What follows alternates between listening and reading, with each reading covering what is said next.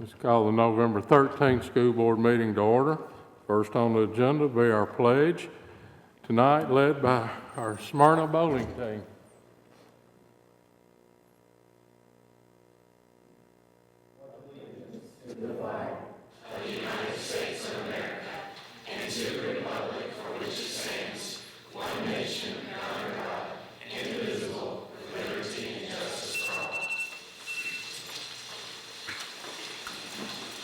Thank y'all. Hey, would you join us in a moment of silence?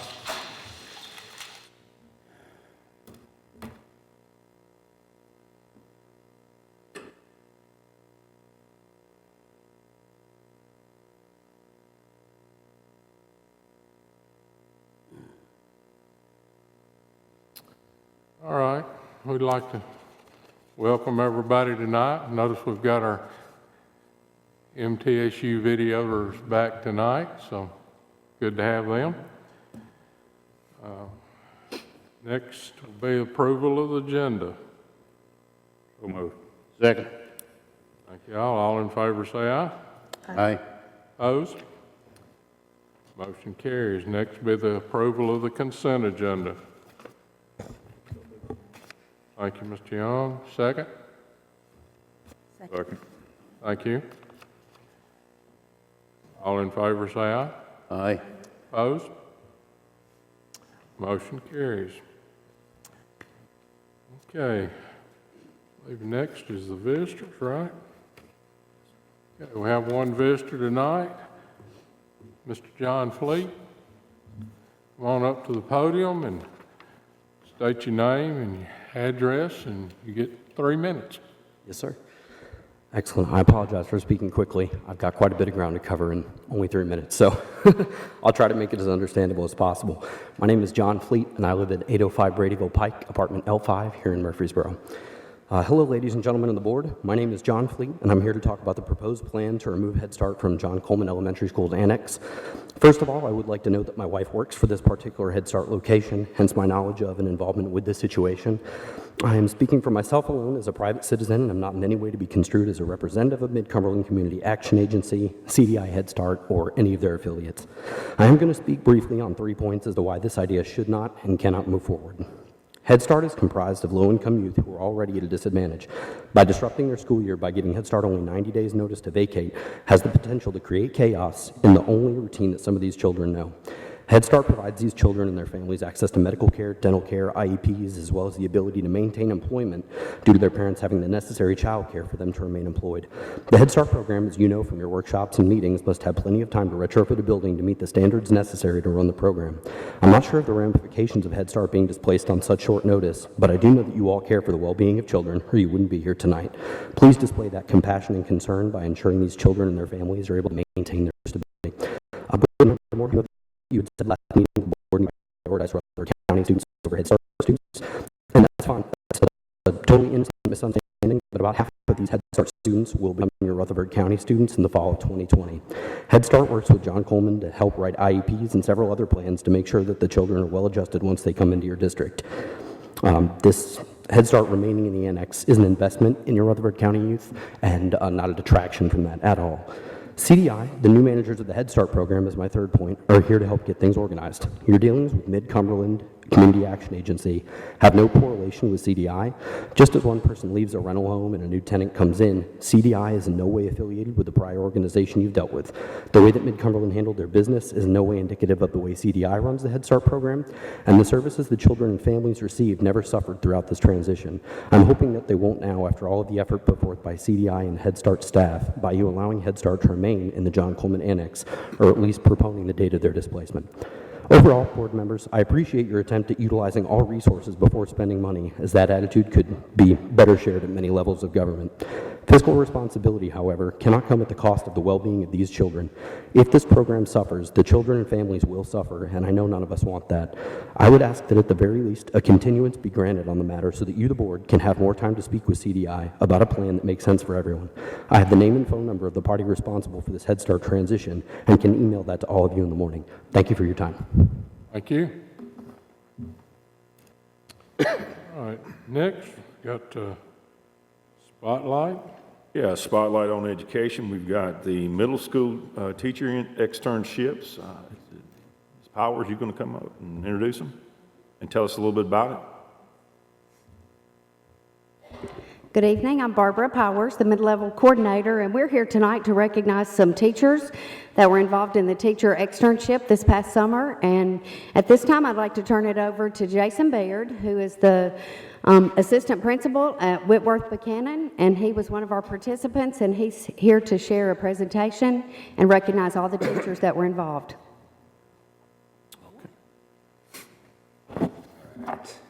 Thank you for allowing us to come in tonight to share with you what we learned this summer. Just to kind of give you a little bit background, the application process begins in the previous school year. And in 2018, which was 3 schools were involved with this. And then in 2019, this past summer, they were expanded to 5. The 5 schools that were participating this year were Blackman Middle School, if you'll please stand. All right, so Blackman Middle School, Christiana Middle School, Rocky Fork Middle School, Siegel Middle School, and lastly, Whitworth Buchanan Middle School. The first school that we'll spotlight will be Blackman Middle. Their industry partner was Magneti Morelli, also known as Calsonic, and part of their process was they wanted to go through and improve their 504 and their SPED services to not only their parents and the students, but they also wanted to create a career advisory day where students can be exposed and parents can be exposed to these different careers throughout middle school that will lead them on into high school as well. And some of their industry pictures, Blackman Middle actually did a little bit of welding. So one of the teachers told me that now she is an expert welder. Not sure if that's going to work or not, but our next spotlight school is Christiana Middle. This was one of the 5 schools that participated in 2018, and they did a fantastic job in both of their years. Their goal was to create a parent pathway night so that students and parents can make connections with those companies, which is very important because a lot of students, they don't understand those connections when they are in the middle school, and it'll just assist them when they get to the high school level. Being a former CTE teacher, I see the importance of getting our community involved with our students at a younger age. Their partner was Turner Construction, and they did a little bit of construction on the new part of St. Thomas Rutherford. Rocky Fork Middle School is our third school here. They partnered up with TriStar Stonecrest Hospital, and these teachers actually got to observe some surgeries. If I'm not mistaken, did you guys help deliver a baby? C-section. So they got to be involved with that. Their goal was to create an initiative that exposes these different careers and exploration, and they want to work with other school staff leaders and community leaders to give different avenues for their students at Rocky Fork Middle. Next one is Siegel Middle. Siegel Middle partnered up with Ingram Content Group, and their goal was to create research within their own mini schools. And I know that they do this well. My wife is a teacher at Siegel Middle. And I know that Ms. Stoker and her staff do a very great job there. And they resulted in a bulletin board display there at their school as well. And lastly, Whitworth Buchanan Middle School, we partnered up with Nissan. And I can kind of speak a little bit more to the point on that one. I think we saw more portions of Nissan than what Nissan employees get to see. Every day they ask us to take a tour, and we're like, yeah, we've been on a tour. And they're like, well, we'll take you on a different one. And we got to see a lot of different aspects. And so what we thought was best was to focus on those soft skills that our students seem to lack. And we want to give them that confidence so that they can not only have time management, but critical thinking skills as well. So to kind of recap, this was a Monday through Thursday where we were at our industry partner. And then on Friday, we came back to the Chamber of Commerce where we collaborated with other schools. We learned what each school did, we implemented lessons, and we were able to just speak with one another and what we had learned throughout the week so that we could take bits and pieces and put it into our own school, even though we weren't at everybody's business. So 22 teachers, they went to 5 different companies. 64 externship hours were worked, and there were 16 training hours that were worked on Fridays. This was for 2 weeks, and it was a very valuable experience for all. And hopefully, the future plans for this is to expand it to 10 schools next year with 10 different companies and expand to 45 teachers. So we definitely see the value in that in all of our schools. So at this time, I'd like to turn it over to Tyra Pilgrim.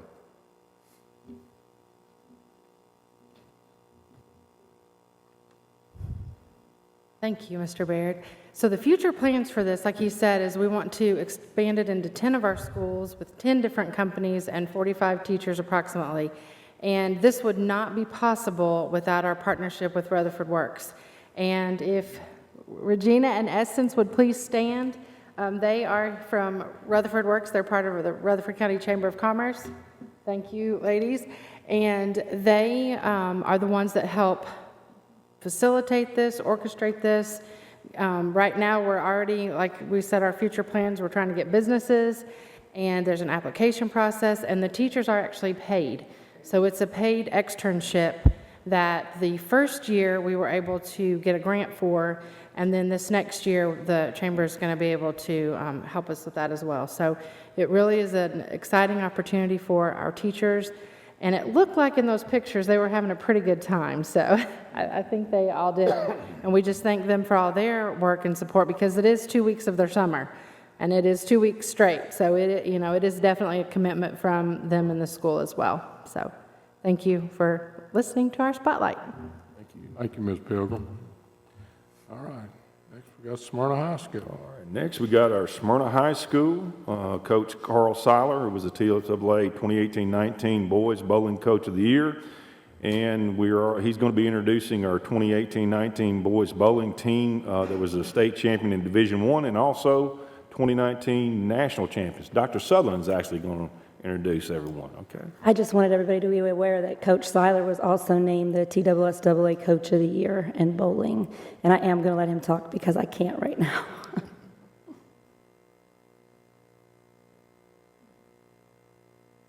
Thank you for this opportunity. First person I'd like to introduce is our team's co-coach, Kelly Marlin, is instrumental in helping this team get where we are today. Starting from this end, my 2 seniors, Zach Taylor, Aaron Rowe, Elizabeth Kuda. Elizabeth this year at state placed 7th, and then nationally she placed 4th this year over the summer. Next I have James Boone, and then Blake Davis. Not here tonight are Xavier Powell Short, and Timothy Smith, Blake Evans, and Josh Meek. Josh actually won the boys state championship in individual this year, the team also won the state championship and the national championship this year, so we're quite proud of them. Mm-hmm. Absolutely.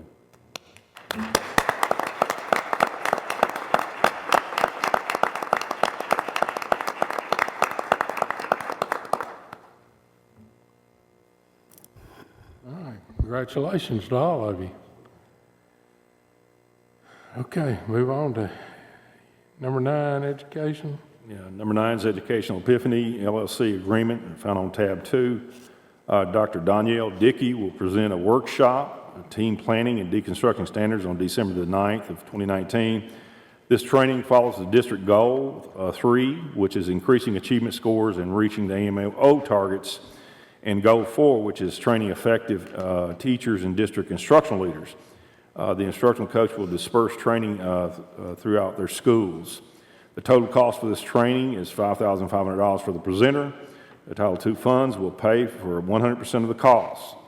Motion to approve a contract between Educational Epiphany LLC and Rutherford County Schools for the following teacher training workshop as presented. Okay, questions or comments? Have a motion? Thank you. Have a second? Second. Thank you. All in favor, say aye. Aye. Opposed? Motion carries. John Coleman.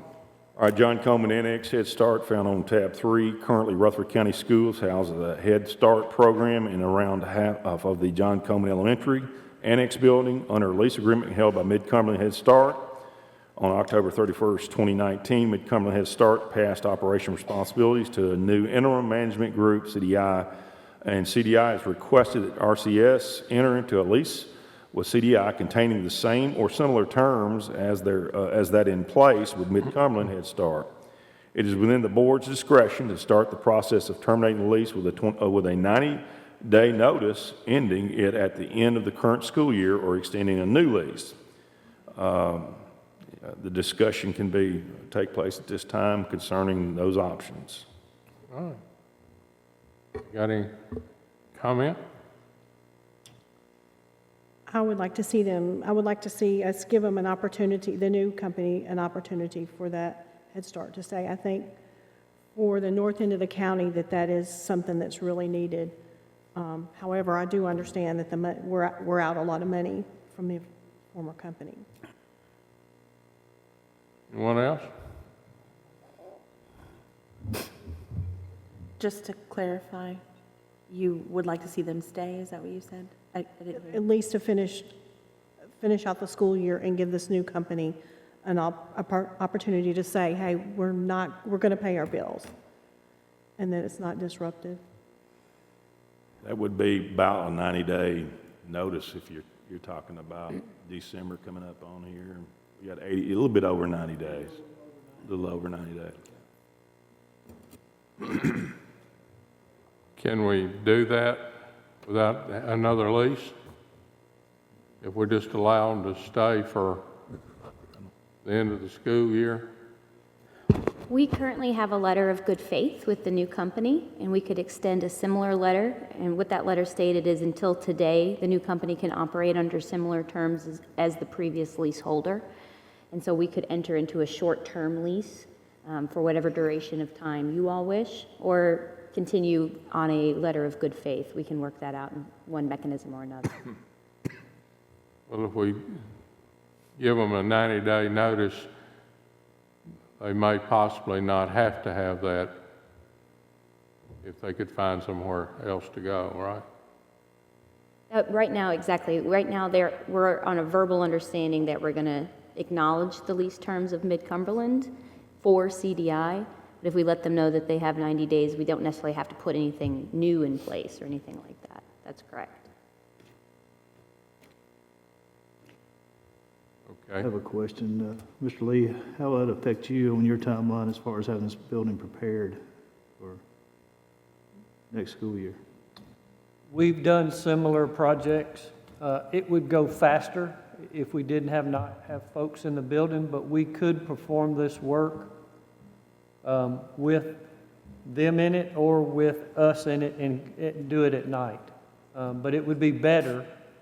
It's always preferred to have a vacant building because it does go faster.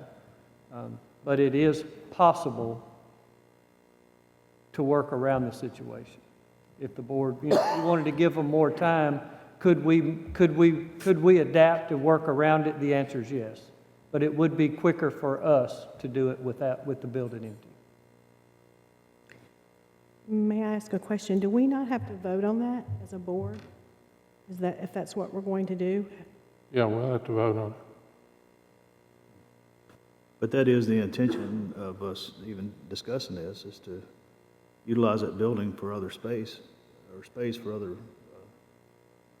I agree with using it for other space. I do not agree with using it for an alternative school.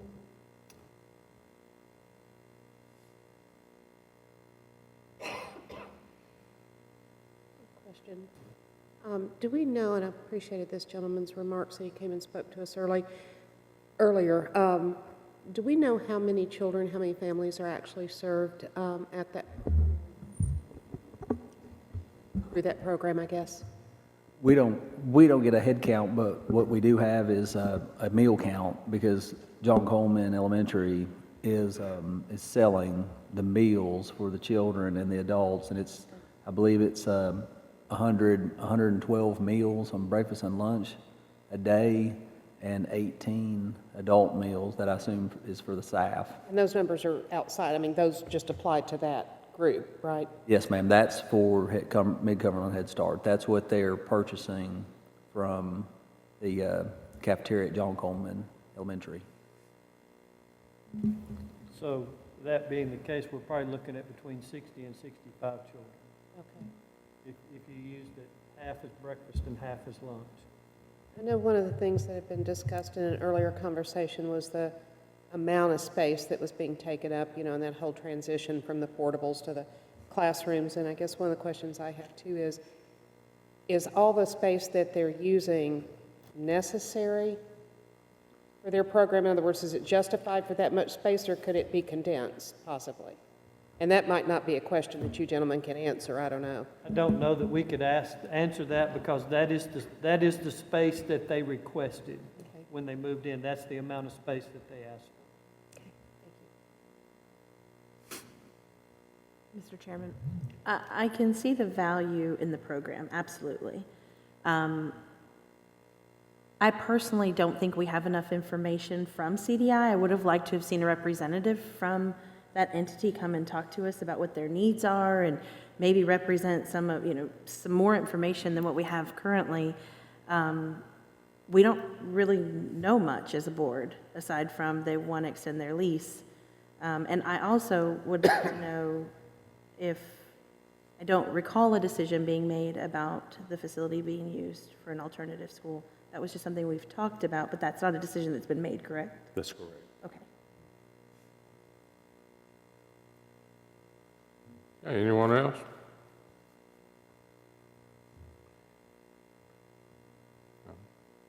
No one else? I'll give my 2 cents worth then. The good thing about us giving them 90-day notice, this would give our Smyrna West twice as much room.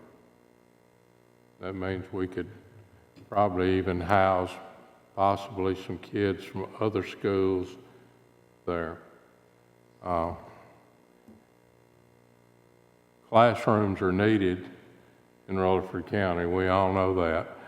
I don't know that we need to be leasing classrooms out when we need them. That's my biggest problem with it being there. But also, Head Start's a good program too. So you hate to say we're going to have to let you go, but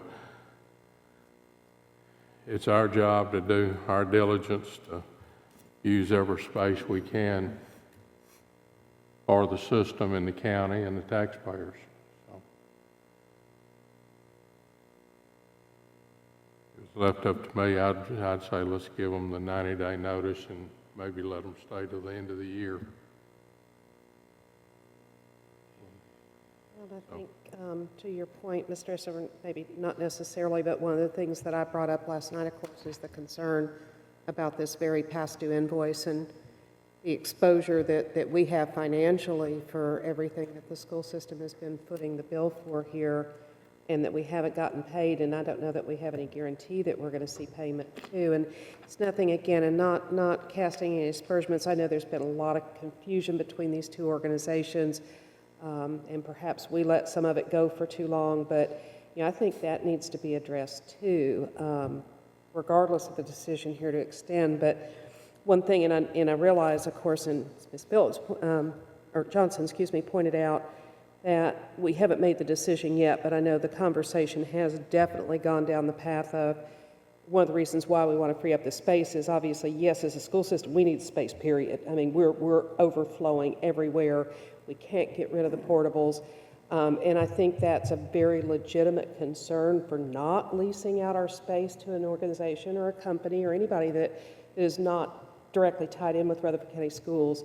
But I would like to just offer my feelings on what Ms. Sharp brought up, and that is, I think we need to have a lot of conversation, a lot more exploration about the whole idea of moving middle and high school students from a alternative school onto a campus where we have elementary age children.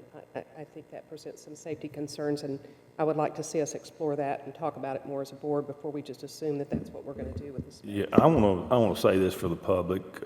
We're not sending, because we did get some emails from some constituents about alternative schools. I want us to understand that the alternative schools, these kids have made, for the most part, mistakes that are not violent.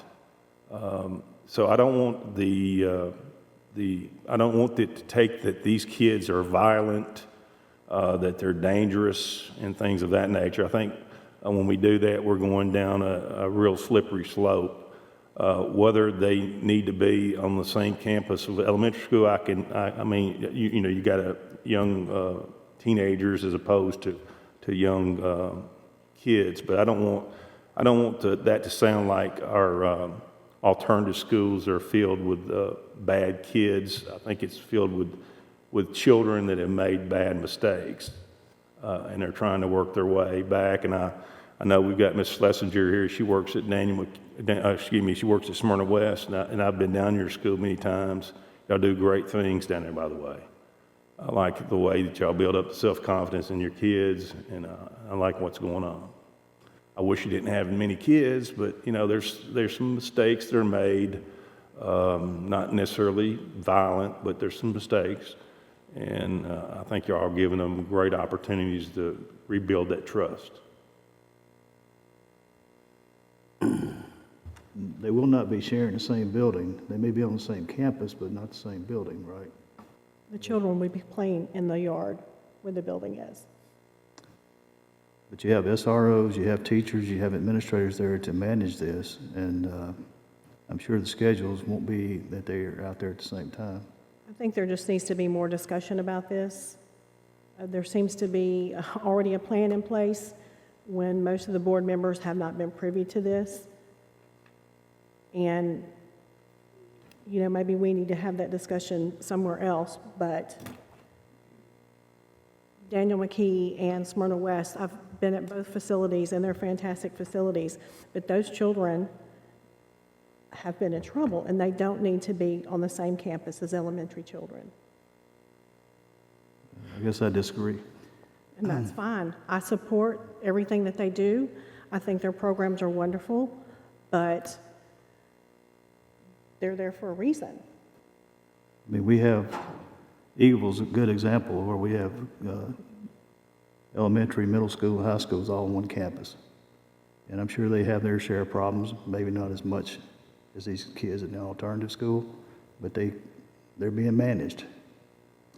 And before you go out and spend money on portable buildings that we don't have, to add to Smyrna West, I think this is No one's saying spend more money, but none of this has been discussed with us. This is in my zone, and this has not even been discussed with me. There seems to be people on the board that are privy to things that I'm not even privy to. I don't know where you're getting Conversations that. are further down the road. I don't understand where you're coming from there. Everything we've discussed has been right here in this boardroom as far as I know. We discussed this a couple of times that I know of here. We've also got campus in Eagleville that's got K through 12 on the same campus. And they seem to have a pretty good system. And some of these kids, and just like Mr. Spurlock said, are not necessarily mean kids. They just made a mistake, and they're going to wind up spending 30, 60, 90 days out there, get back on track. After I got the email this morning, I talked to Ms. Sides, the principal down in Smyrna West, and I just asked her about problems if they've had, and she told me last month they had a child come to the front door to come to school and walk off. And all that happened is their SRO went down to the road and talked to him, and he came back to school and was fine. That's most of the time when they have those kids, it's just that they don't think things through before they do them. So.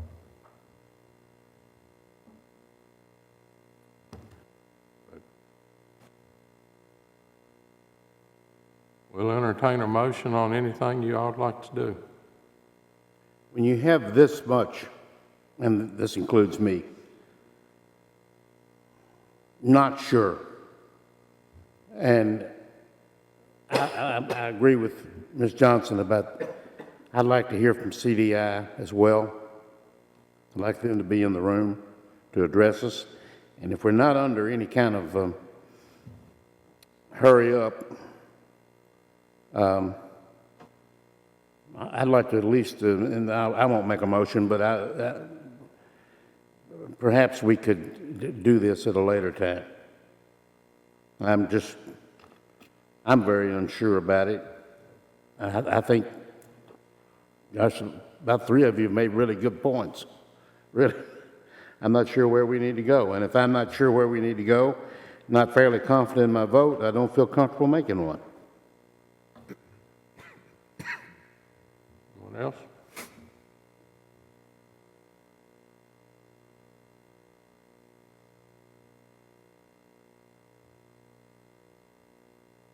Okay. When's the next board meeting we got?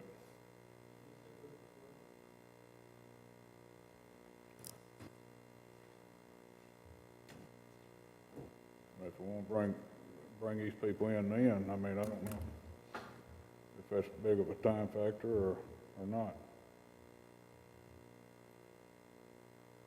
If it helps members of the board, when we issued our good faith letter, I informed the leader of CDI that you would be discussing this matter on the agenda yesterday and today, but I didn't formally invite them. But I want you to know that we did let them know it was an agenda item, and that would have been on October 28th. I informed them of that.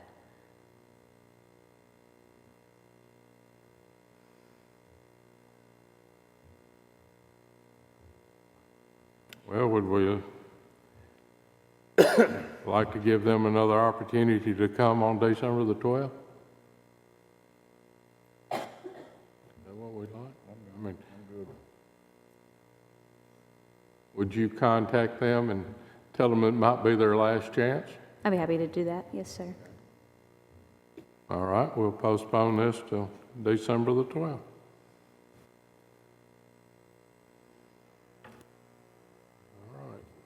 Number 11. Hmm? Number 11. Number 11. Okay. Stewart's Creek. All right, number 11, Stewart's Creek High School Exploratory Committee. Stewart's Creek High School would like to form a committee to examine the formation of the Booster Club. The goal of the club will be to potentially raise funds for construction of a batting facility for baseball and softball teams. Stewart's Creek High School seeks the board's approval as a preliminary step to obtain any board feedback prior to parents expending funds to form the booster itself. If the committee determines that a formal booster club will be needed, it will resubmit all formation documentation for the board's review and a formal approval. Motion to approve formation of the Stewart's Creek High School Exploratory Committee. Any questions or comments on that? Have a motion? Move to approve, Mr. Chairman. Thank you. Second? Second. All in favor say aye. Aye. Opposed? Motion carries. All right. All right, number 12, disciplinary hearing appeals. You do have those two copies available to you. You have the ability that they've requested on October 18th, 2019, decision of the Disciplinary Hearing Authority uphold the remandment of a student at Siegel Middle School. The student was remanded to the alternative school under Board Policy 6.313 for making an inappropriate comment about bringing a gun to school. Based on the review of the DHA's record, the board may affirm the decision of the DHA, overturn the decision of the DHA, modify the decision to a lesser penalty, or grant a hearing before the board.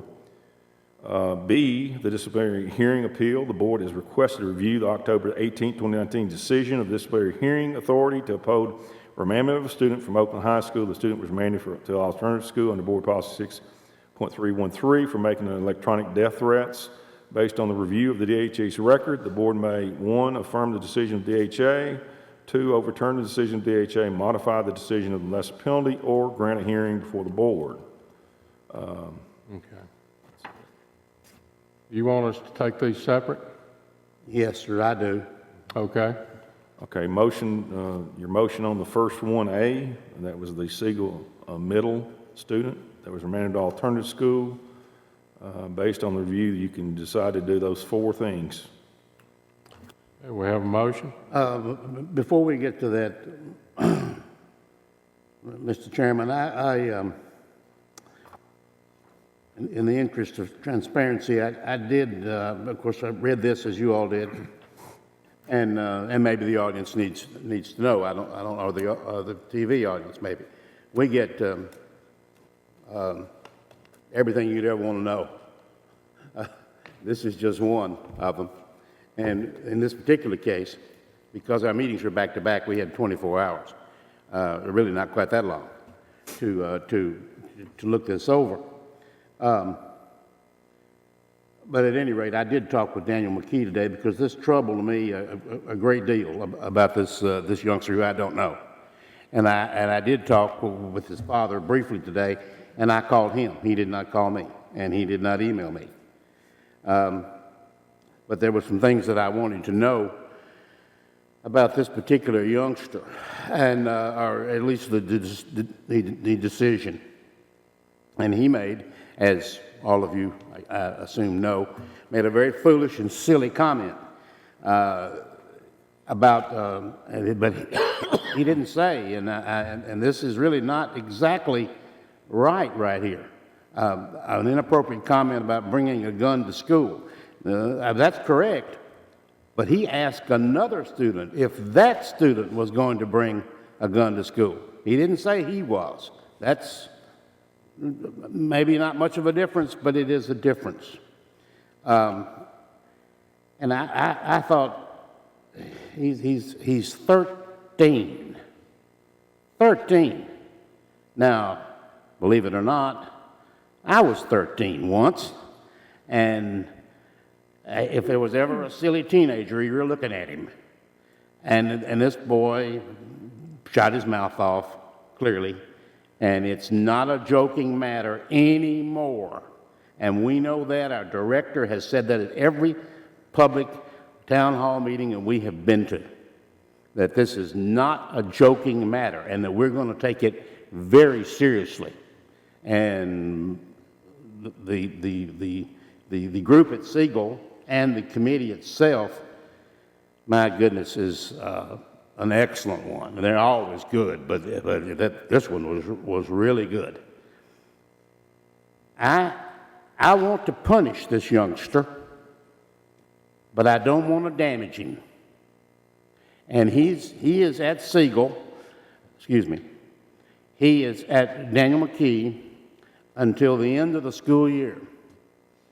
For one silly comment about another student bringing a gun to school at 4 o'clock, and I might point out to you that school is closed. There's nobody there. And his home was searched. His locker was searched. I just think that we have made our point with this youngster. You read the father's comments. He told me today that I didn't ask him to come or not come. Nothing like that. He said that he thought that he had made his points here about his son, and that I told him that we had read them, and probably more than once, and he repeated them to me. Okay, so now I do think that, first of all, he's been there 23 days, and at Daniel McKee. He has been tardy once. He has, I believe, amassed, according to the father, who's not absolutely sure, he has gotten all the points that he can get to earn his way out early, which is up to the director. and he can expound on that in just a minute. But he's not going to be there until the end of the year, I wouldn't think, if he continues on this path. He has had no problems, none whatsoever. And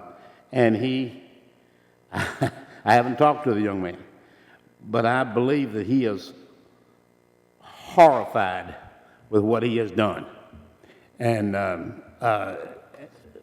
he knows what he did. I think we've made our point with him. And I'm going to, now, we don't have to do anything necessarily. We can let's let this run its natural course. And if it does, and if he continues and doesn't get sick or something where he's out of school, he'll be back at Siegel when the grading period ends, this next grading period approximately, which is approximately, and Ms. Stoker, you can tell me, but it's around Christmas, I would assume. Is that right? What would that be, the second or third 6 weeks or 90 days? Are we on a 90-day thing? Or?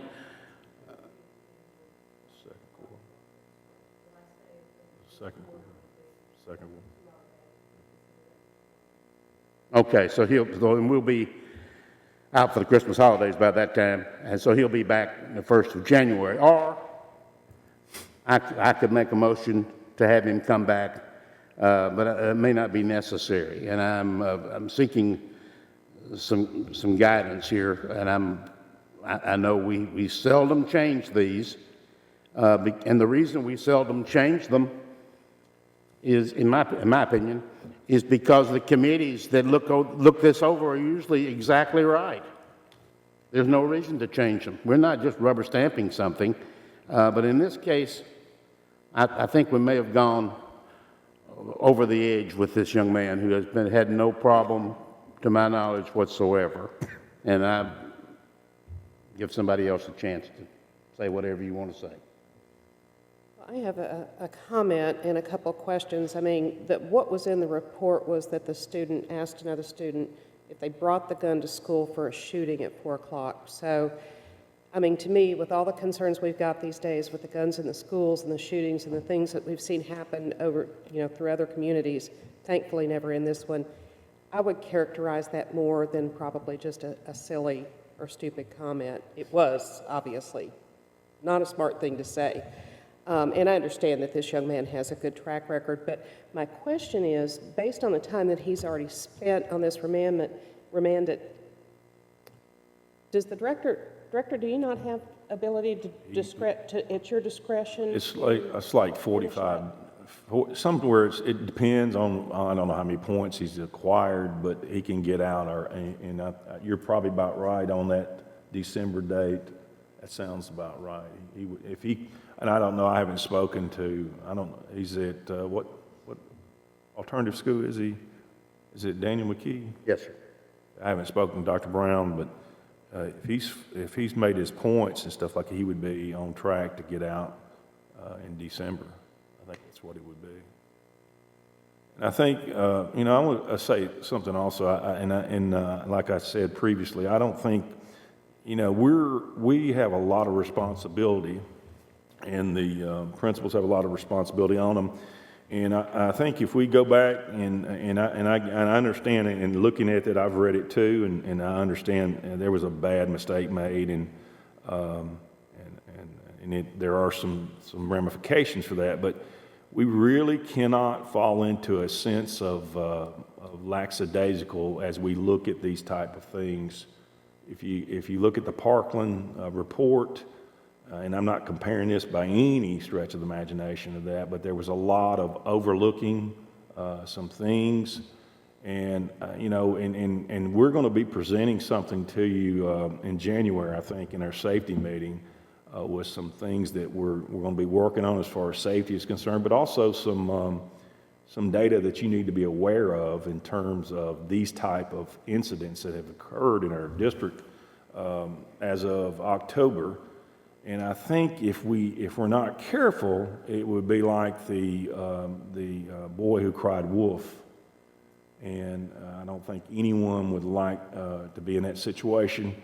So we've spoken to our parents at our meetings, and I get that,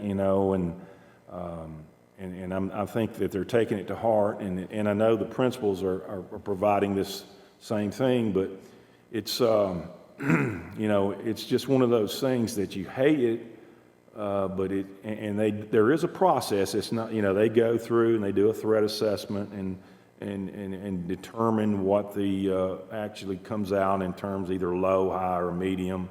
And there's a lot of decisions that are made in there, but I'd also have to let you know that's one young man that's made a mistake that he can redeem himself, and I'm positive he will redeem himself. But you got one young man in a school of over 1,200 kids, and there's 1,199 more sets of parents that you're going to have to work with, and we've had some things happen similar to that.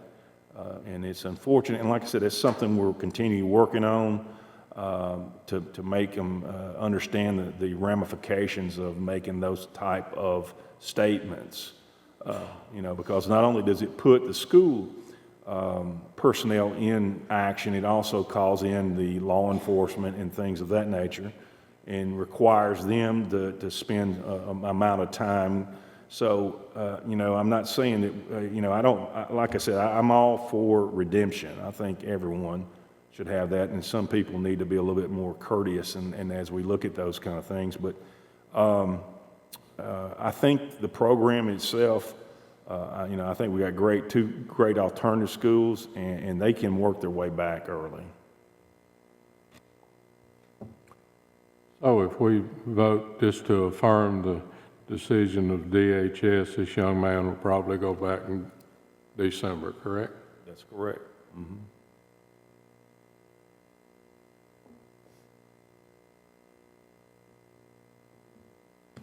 He was a psychologist, I believe. Talked to him at great length to determine theoretically what kind of a threat he was. Searched his locker, of course, also searched his house. Had no reason to feel like that, so he would have been, I think it's fair to say, I absolutely want to be fair here, that he was not much of a threat, and you just said high, low, medium threat. He was low. Yeah, I guess so.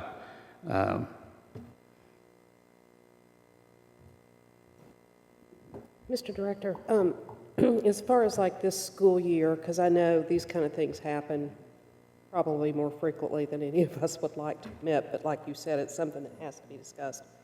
And to me, you know, with policies like ours, whether it has to do with students or teachers or anything else, how we maintain them consistently is very, very important. So as far as other cases that may have been similar to this one that we've had happen this year, was this decision by the DHA, in your opinion, consistent with how we've meted out discipline for other similar issues? Does my question make sense? Yes, ma'am, that would be correct, and you know, we'll be giving you some numbers that when we get into our, you know, let me say this: it's happened more often than we would like, and each time the Disciplinary Hearing Authority upheld the decision of the school. That they were all similar, that they were remanded to? Yes, okay. that's correct. All right, thank you. Whoever reported him, it was a third student, as I understand it, that overheard him. They did exactly the right thing. That's exactly what we encourage them to do. And I think that took some courage.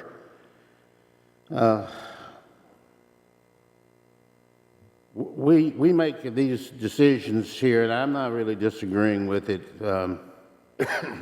at all. And I think the general public is aware. This father was certainly aware that when he talked to me today, and he was heartbroken but very reasonable. The same, and I might add, Ms. Stoker, since you're here, quite complimentary of your school.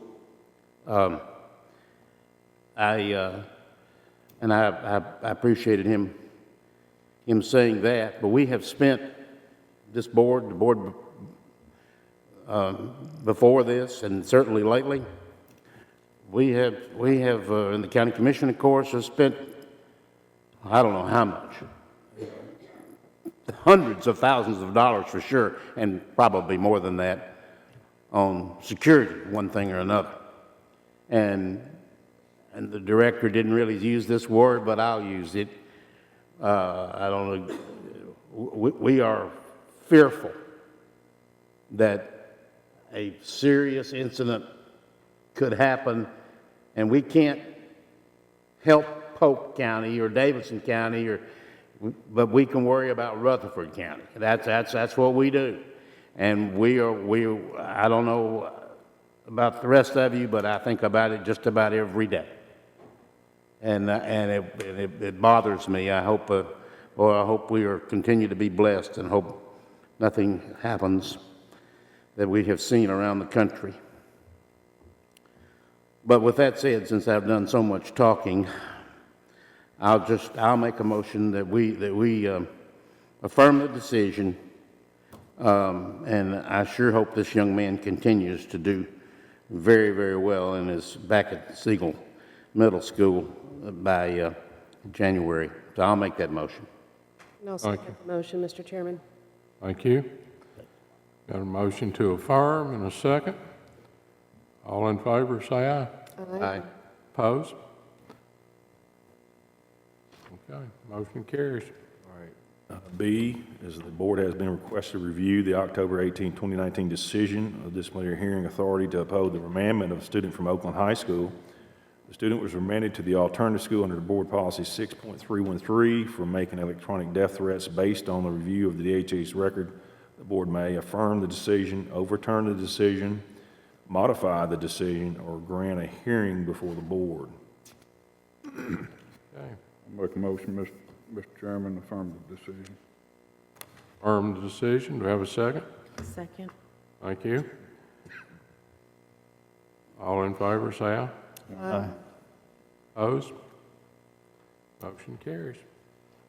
All right, let's move on to facilities. Facilities used approved for exemption pursuant to board policy 3.206, public education schools and institutions, post-secondary education institutions, private universities and colleges, governmental entities, or agencies that provide benefits to the Rutherford County school system or have an in-kind relationship approved by the director of schools may request the Board of Education to allow an exemption from the use of facility fee, which the board may or deny based on details of specific request. The following groups are requesting waivers: Cub Scout Pack 482, Pinewood Derby at Stewartsboro, Girl Scouts Troops 24 and 32, and 27, 28 meetings at Browns Chapel, Troop 1549, the Holiday Inn Extravaganza at Browns Chapel, Troop 70, meeting at Rock Springs Elementary, meeting at Rock Springs Middle, and Troop 154, meetings and training at Stewartsboro. Smyrna Junior Basketball League 2019-20 season, games at Rocky Fork Middle, Stewartsboro, practices at Browns Chapel and Stewartsboro and Stewarts Creek Elementary. Okay, have a motion? So moved. Second? Second. All in favor? Say aye. Aye. Opposed? Motion carries. Financial matters. Well, this is found on tab 4. As you found out today, I'm sure we knew Mr. Delbridge would be retiring after 40-something years in education. He's done a great job in our attendance department here. I don't know how many years he's been here, but it's been a while. So during that time, he's been here, and quite frankly, maybe going back to Mr. Odom was the attendance person, coordinator. We've had 2 clerical positions to work. Now, back in those days, it's probably down to it was 25,000, but over the time, we've reached the point where we're over 47,000 and growing, and we are requesting to add an additional clerical position. This would be a skill level 4 pay grade. The budget amendment for this position, if voted on and approved by the board, will be brought later on. Motion to approve one additional full-time attendance office clerical position, staff position.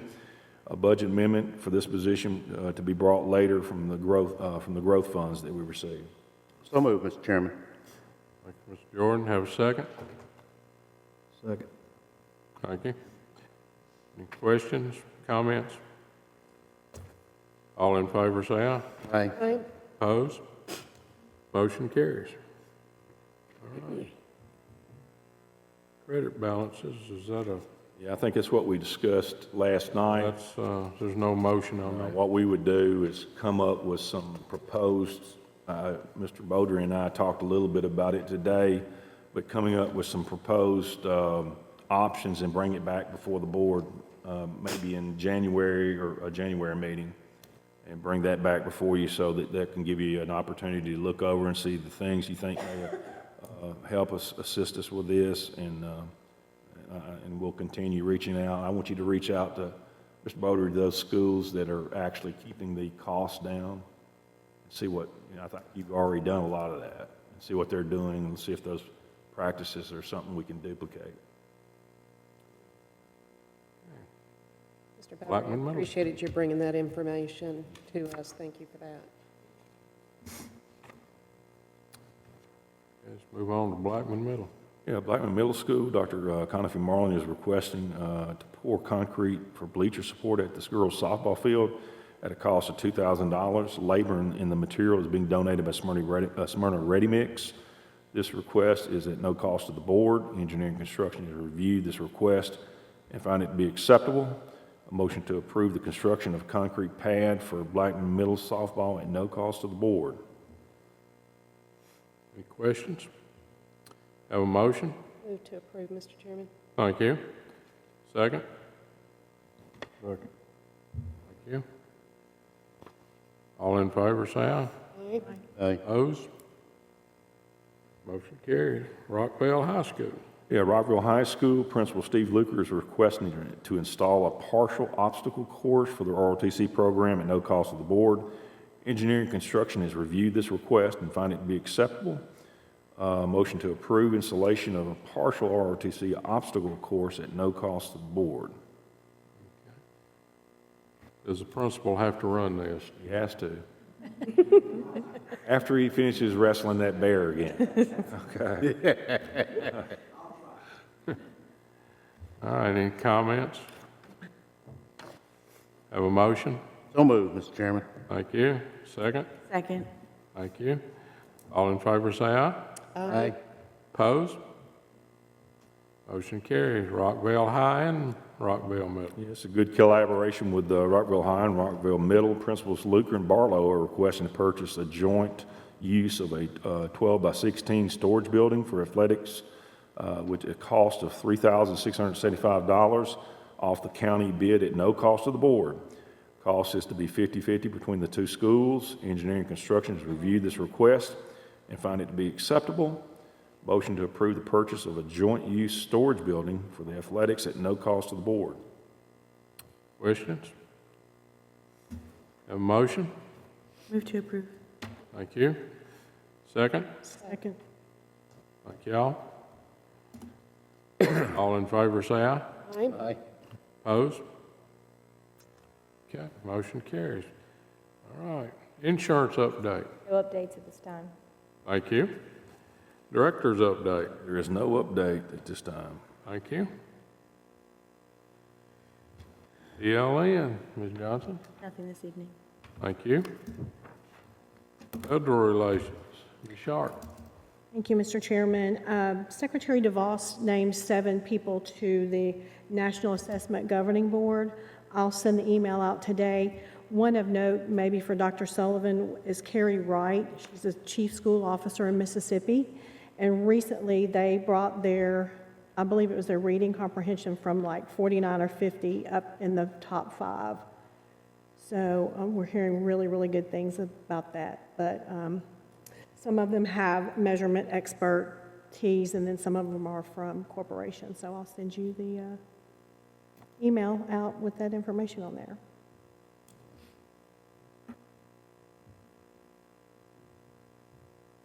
All right. General discussion, we've had some ideas of postponing our zoning of Walter Hill till first of next year sometime. Anybody have any ideas on that? I think it would be a good thing to do. I think with the recent things that's happened out there, let's give that community a little time to heal out there, and maybe we can, like I said, maybe get together after first year and continue with this rezoning. Rezoning's got to happen. I mean, we got to do something. Before we put kids in portables, we got to rezone. So. Okay. Anyone else? I would concur with that. I think there's just too much on that community right now to continue with this. So is that something, I guess my question would be, is that something that we have to propose as a motion? I mean, and it's not on the agenda, so how do we handle that? Well, you can make a motion. I apologize. There may be other board We'll members just that want make to comment. we can make a motion and vote on it, to postpone it. Is that a motion, Mr. Young? Yes, so I'll second that. That would include postponing the board meeting that we have on the 25th also. Sorry, I didn't hear you. That would include postponing the board meeting that we have on the 25th also.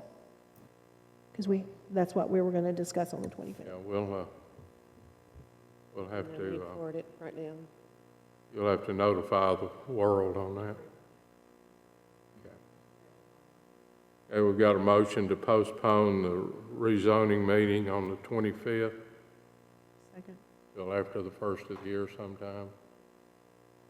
Motion and a second. All in favor, say aye. Aye. Opposed? Okay. Anyone else? Are we under general discussion? Yeah. We still under general, okay. I would like to thank Blackman High School, Mr. Chairman and Mr. Jordan and I attended their inaugural Sports Hall of Fame brunch on Saturday, and it was first rate. The culinary department provided the food, and we have some fantastic athletes that were inducted. So just want to say thank you to Dr. Justice and Blackman High School. I would say it was a very nice ceremony. Okay, remind everyone that we've got the Tennessee School Board Association meeting this weekend. I hope everyone can attend part of it. Anyone else? Nothing else. We're adjourned.